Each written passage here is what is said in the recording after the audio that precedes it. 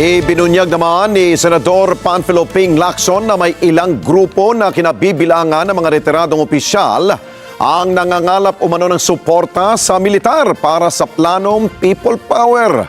Agad namang hinikayat ng Malacanang ang otoridad na imbestigahan ang planong destabilisasyon. Mar Gabriel sa balita. Sa gitna ng mga kontrobersiyang kinasasangkutan ni Pangulong Ferdinand Marcos Jr.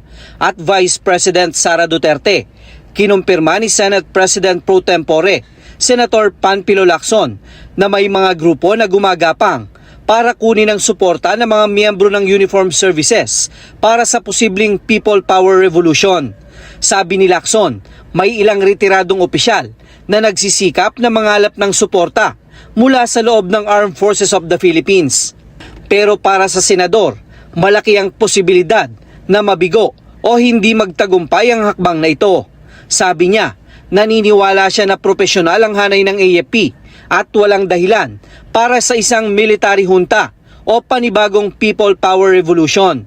Sa panig naman ng PNP, wala raw namomonitor si Lacson na posibleng recruitment sa pag-aaklas laban sa pamahalaan. Sabi naman ng Malacanang, hindi na bago ang impormasyon ukol sa planong destabilisasyon laban sa Pangulo.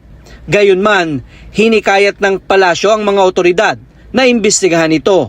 Enforcement agency. Unang-una po, kung ito po ay mapapatunayan dahil si Senator Lacson naman ay hindi natin matatawaran kapag nagsalita ito. Ito'y may resibo. So muli, ang mga investigating bodies natin, hindi na po kayo kailangang utusan. Gawin nyo na pong mag-imbestiga.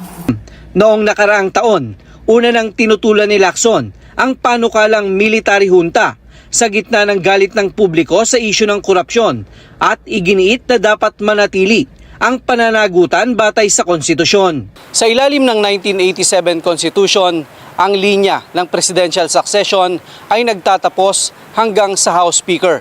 Ito anya ang isa sa mga dahilan kung bakit inihain ni Senator Lacson ang Designated Survivor Bill na magpapalawak sa succession upang maisama ang pinaka-senior na miyembro ng Senado at ng Kamara. Para sa Mata ng Agila, Mar Gabriel, matatag, matapang, matapat.